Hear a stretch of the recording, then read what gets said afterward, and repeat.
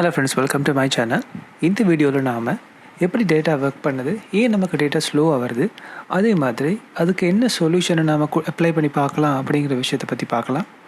இது எப்படிங்கிறத சிம்பிளாக பார்க்கணும் அப்படின்னு சொன்னால், ஒவ்வொரு நாடுகளுக்குள்ளேயும் ஒவ்வொரு இடங்களுக்குள்ளேயும் ஒவ்வொரு விதமான கம்ப்யூட்டர் சென்டர்ஸ் இருக்கும். அதாவது ஒரு இண்டிவிஜுவல் பர்சன் ஒரு கம்ப்யூட்டர் வச்சுக்கலாம். அந்த கம்ப்யூட்டரில் ஒரு டேட்டாவை சேவ் பண்ணி வச்சுக்கலாம். குறிப்பாக அது ஒரு வெப்சைட்டாக கூட இருக்கலாம், இல்லாட்டி ஒரு வீடியோவாக இருக்கலாம்.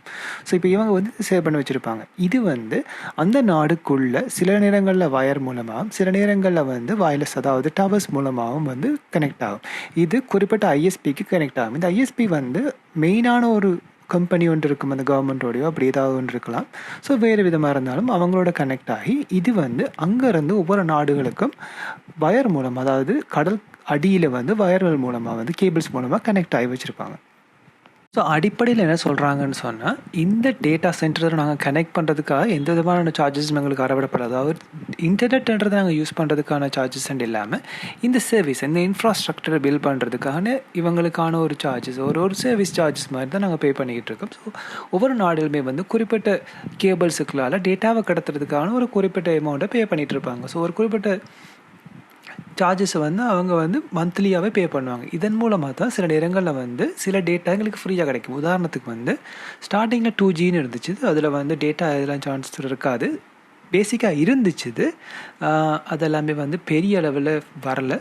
3Gயில் டேட்டா ட்ரான்ஸ்ஃபர் ஆச்சு. அதுக்கப்புறம் 4G வந்துச்சு. இப்போ 5G வந்திருக்கு.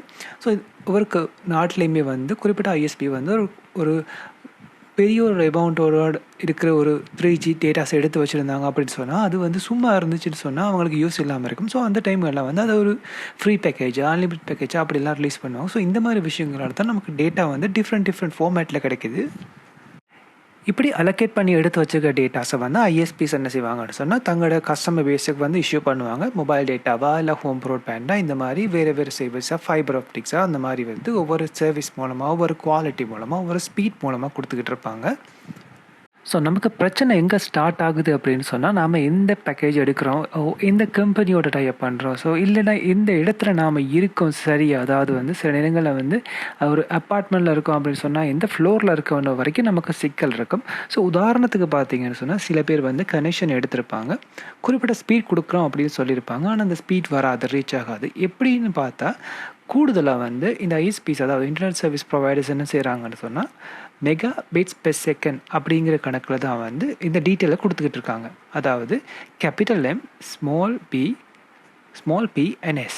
ஸோ இது ஆக்சுவலான ரேட்டிங்காக வராது. நார்மலாக நாங்கள் டேட்டா, அதாவது ஒரு குறிப்பிட்ட டேட்டாவை பார்க்கும்போது அதை மெகா பைட்ஸாக பார்ப்போம், கேபிட்டல் M கேபிட்டல் Bயாக பார்ப்போம். ஸோ இந்த இடத்துல இந்த கன்வெர்ட் பண்ணும்போது நமக்கு இது ஒரு 2 mega bits per second connection பார்த்தோம்னா, அது actual amount 0.25 mega bytes per second அப்படின்னு வந்துடும். ஸோ இந்த இடத்துல ஸ்பீட் ரொம்ப கம்மியாக தான் இருக்க போகுது.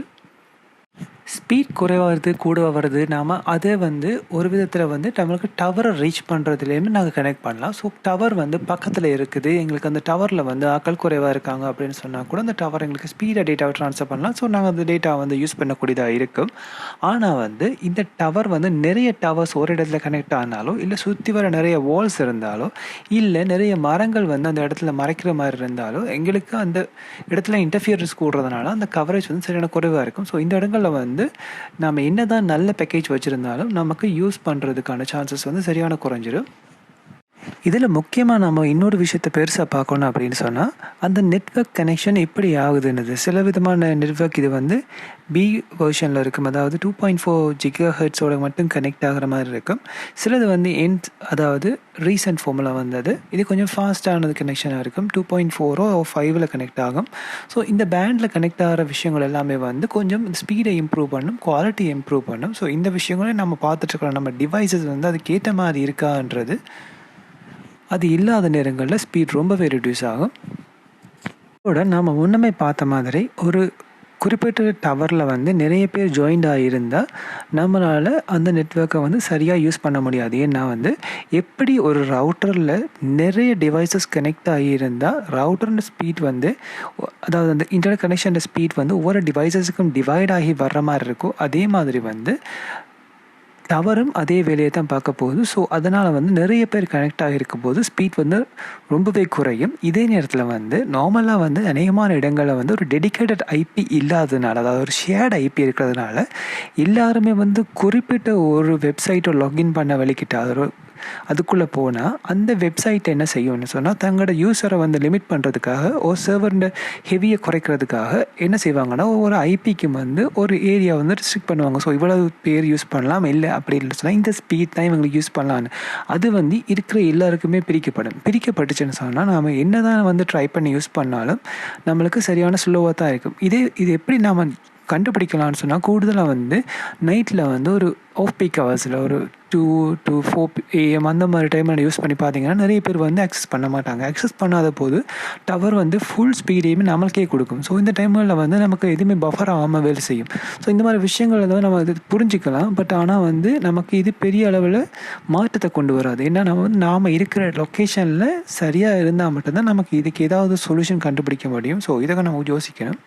இந்த இடத்துல நாம் நம்ம ரவுட்டரை வந்து டைரெக்டாக நாம் இதுலேருந்து கனெக்ட் பண்ணிக்கிட்டோம் அப்படின்னா பிரச்சனை இல்லை. சில இடங்களில் சில தேவைகள் காரணமாக வந்து என்ன செய்வாங்க சொன்னால் அவுட்டோரில் ஒரு ஆண்டனாவோட செட் பண்ணுவாங்க. அதிலேருந்து உள்ளே கனெக்ட் பண்ணுவாங்க. உள்ளே கனெக்ட் பண்ணும்போது இந்த ரவுட்டருக்கும் அந்த ஆண்டனாக்குமான குறிப்பிட்ட டிஸ்டன்ஸ் வந்து ஒரு குறிப்பிட்ட ஃபிக்ஸ்டு ரேட்டாக இருக்கும்.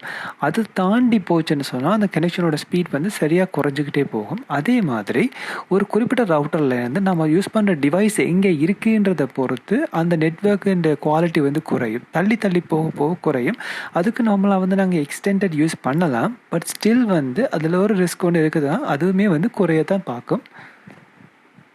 இதுகளில் நம்மளோட பக்கம் இல்லாமல் இருக்கிற பிரச்சனைகளும் இருக்கா. அதாவது வந்து ஒரு வெப்சைட்டை நம்ம யூஸ் பண்ணுறோம் அப்படின்னு சொன்னால் அந்த வெப்சைட்டில் குறிப்பிட்ட டேட்டாஸ் இருக்கும். ஸோ அவங்களோட ஃபைல்ஸ் எல்லாமே எங்களோட பிசிக்கு லோட் ஆகி நம்ம குறிப்பிட்ட ஒரு ப்ரௌசர் யூஸ் பண்ணோம். அந்த ப்ரௌசருக்கு யூஸ் ஆகி டெம்பரரி டவுன்லோட் ஆகி அவ்வளோ நமக்கு ப்ளே ஆகும். ஸோ இது வந்து நமக்கு காட்சிப்படுத்தப்படும் போது அங்கேருந்து வர ஃபைல்ஸ், உதாரணத்துக்கு ஒரு இமேஜ் ஃபைல் எடுத்துப்போமே. இமேஜ் ஃபைல் வந்து ஒரு 2 MB இருந்துச்சுன்னு சொன்னால் அந்த 2 MB இறங்குறதுக்கு ஒரு குறிப்பிட்ட டைம் எடுக்கும்.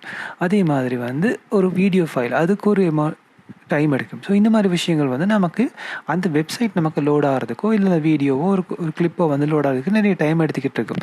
ஆனால் இதே வந்து சில வெப்சைட்ஸ் வந்து என்ன செய்கிறாங்கன்னு சொன்னால் அதோட குவாலிட்டியை ரொம்பவே குறைக்காமல் அதோட சைஸை குறைக்கிற மாதிரி சில ஆப்ஷன்ஸை வந்து ட்ரை பண்ணுறாங்க, சில கன்வெர்ட் பண்ணுறாங்க.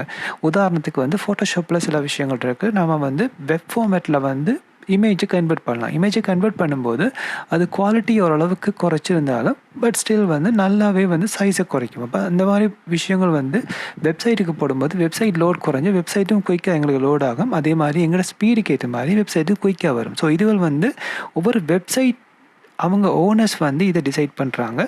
ஆனால் வந்து எங்களுக்கு வந்து அது சப்போர்ட்டிவாக இருக்குது. நான் முன்னாடியே சொன்ன மாதிரி எப்படி ஒரு ரவுட்டரில் நிறைய டிவைசஸ் கனெக்ட் ஆகியிருந்தால் இன்டர்நெட்ஸ் வந்து ஸ்லோ ஆகுமோ அதே மாதிரி ஒரு டிவைஸில் நிறைய அப்ளிகேஷன்ஸ் ஓப்பன் பண்ணியிருந்தாலும் இன்டர்நெட் வந்து சரியான அளவு ஸ்லோ ஆகும். ஏன்னா வந்து சில இதுகள் வந்து பேக்ரவுண்ட்லேயே வந்து டாஸ்க் ரன் ஆகிட்டு இருக்கும். ஸோ ஓப்பன் பண்ணினாலும் ஓப்பன் பண்ணலைனாலும் நாம் கொடுக்குற பெர்மிஷன் அடிப்படையில் சில அப்ளிகேஷன் வந்து நம்ம டேட்டாவை யூஸ் பண்ணிக்கிட்டே இருக்க போகுது. இதை வந்து நாம் ஃபோனில் எங்களோட நெட்வொர்க் ஸ்பீடை எனேபிள் பண்ணி பார்க்குறதுக்கு ட்ரை பண்ணி பார்த்தோன்னு சொன்னால் நமக்கு தெரிய வரும் நாம் யூஸ் பண்ணாமலே டேட்டா யூஸ் ஆகிட்டு இருக்கா அப்படின்னு. இல்லை தேவையில்லாத அப்ளிகேஷன் நம்ம அழிச்சு விட்டுடலாம். ஸோ அந்த டைமில் வந்து நமக்கு அது யூஸ்ஃபுல்லாக இருக்கும். ஸோ இது வரைக்கும் நாம் என்னென்ன விஷயங்களை நான் ஃபேஸ் பண்ணியிருக்கேன், நான் பார்த்துருக்கேன், என்னோடய அனுபவத்தில் நான் சொல்லியிருக்கேன். ஸோ இது வந்து எக்ஸாக்டாக இப்படி தான் உங்களுக்கு இருக்கணும் அப்படின்னு அவசியம் இல்லை. ஸோ இப்போ வந்து எனக்கு தெரிஞ்ச மாதிரியான சொல்யூஷன்ஸை பார்க்கலாம், என்ன செய்யலாம்னு சொல்லி. ஸோ ஒரு ஐஎஸ்பிகிட்ட நாம் கனெக்ஷன் எடுக்கும்போது நாம் முன்னுக்கு வந்து எங்களை சுற்றி இருக்கிறாங்களுக்கு இல்லை பக்கத்தில் இருக்கிறவங்களுக்கு யார் யூஸ் பண்ணுறாங்க, என்னென்ன ஐஎஸ்பி யூஸ் பண்ணுறாங்க, என்னென்ன ஸ்பீடில் வருதுன்னு கேட்டு தெரிஞ்சுக்கலாம்.